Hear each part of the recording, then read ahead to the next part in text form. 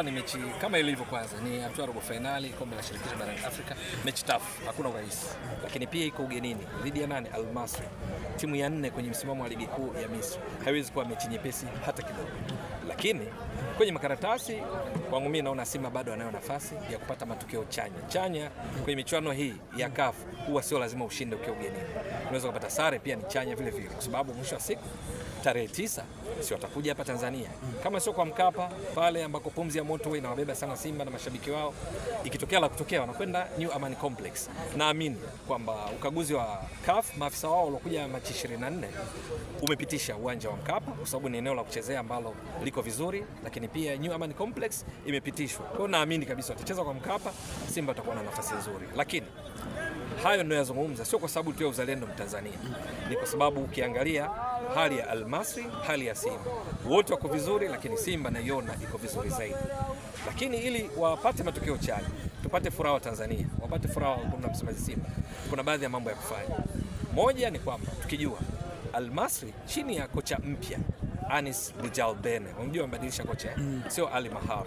Wamebadilisha mfumo, wakicheza na mechi kali na timu kama Simba huwa wanapanga baada ya golikipa ni 4-3-2-1, yani 4-3-3, lakini ile tatu ya juu mmoja anasimama mbele zaidi ambaye ni Salah Mohsen mgongoni nambari 9, alafu wawili wanakuwa pembeni yake ni wachezaji wawili, mmoja Fakhruddin Ben Yusuf mgongoni namba 28 kwa upande wa kushoto, alafu upande wa kulia, alafu kushoto anakuwa Abderrahim Dermoum mgongoni namba 30.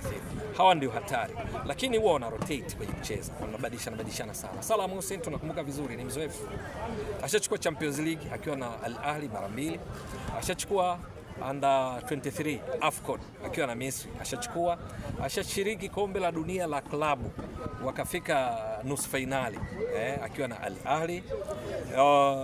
Ana uzoefu mkubwa na hivi karibuni ndio amekuwa akimtegemea katika ligi kuu ya Misri.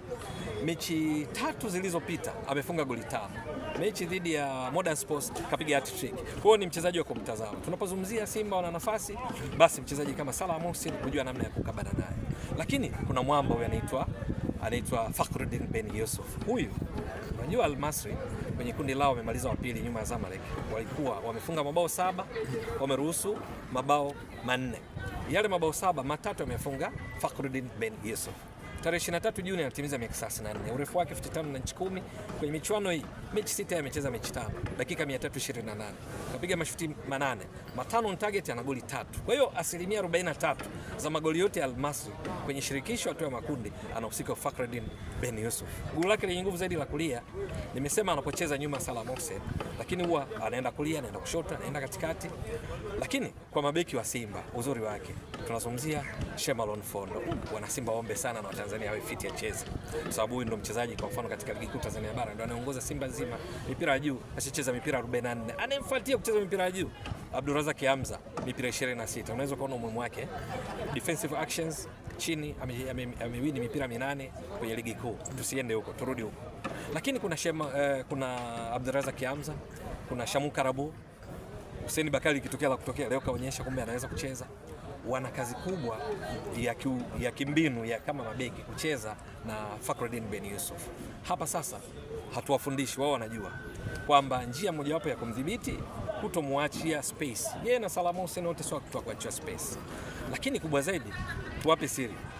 Jamaa nimewaambia umri wake tarehe 23 Juni anatimiza miaka 34.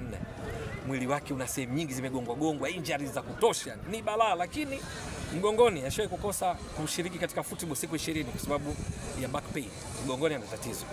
Lakini kwenye kifundo cha mguu ashawahi kukosa siku 205 kugusa mpira kwa sababu ya kifundo cha mguu wa kulia.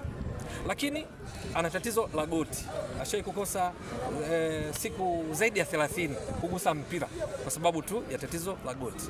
Lakini ana tatizo la msuli wa nyama za paja.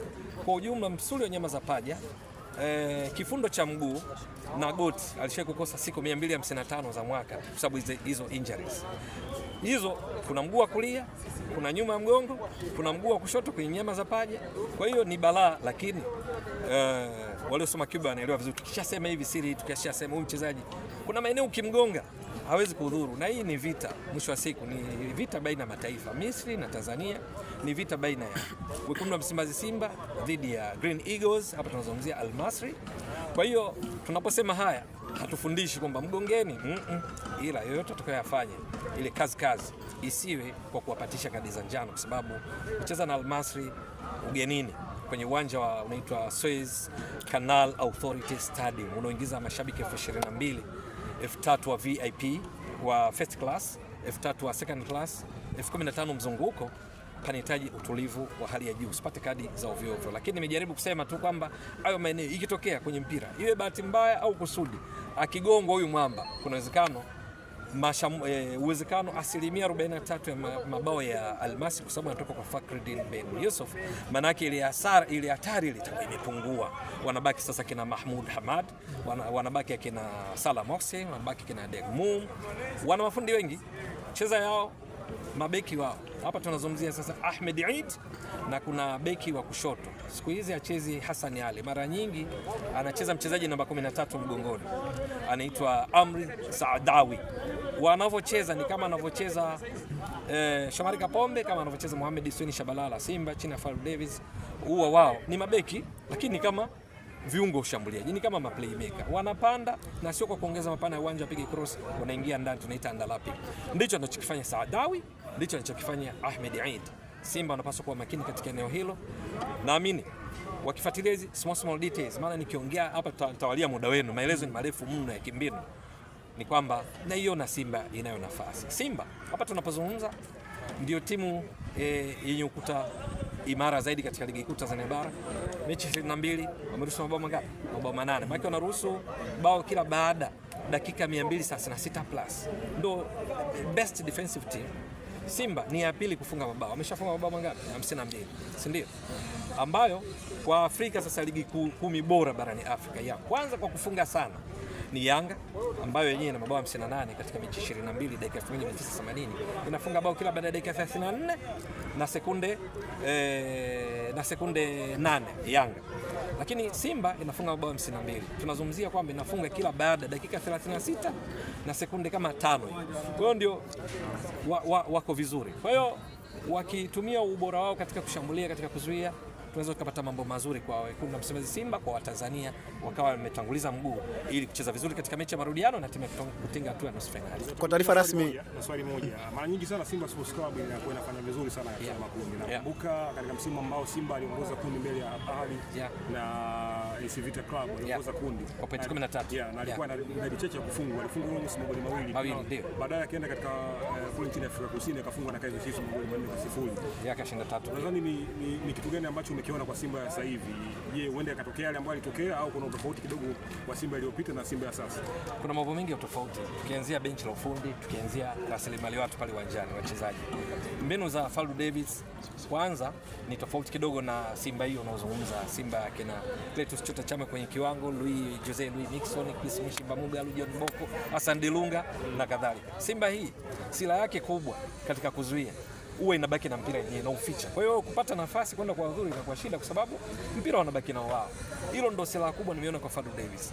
Halafu wanacheza objective football, kucheza kwa malengo. Baadhi ya timu hizi ambazo ni za chini huwa zinakabia chini low block. Simba hapana, wanapocheza kwa malengo ili walinde ushindi. Ukifunga goli 1 2, basi mpira unazungushwa, yani zinakuwa ile tunasema mpira unazungushwa kushoto kulia, nyuma mbele, alimradi mpira muda uishe au wewe uchoke, kwa sababu je, kuna kuchoka, kuna physical fatigue ya kuchoka kimwili, au kuna kuchoka mental fatigue.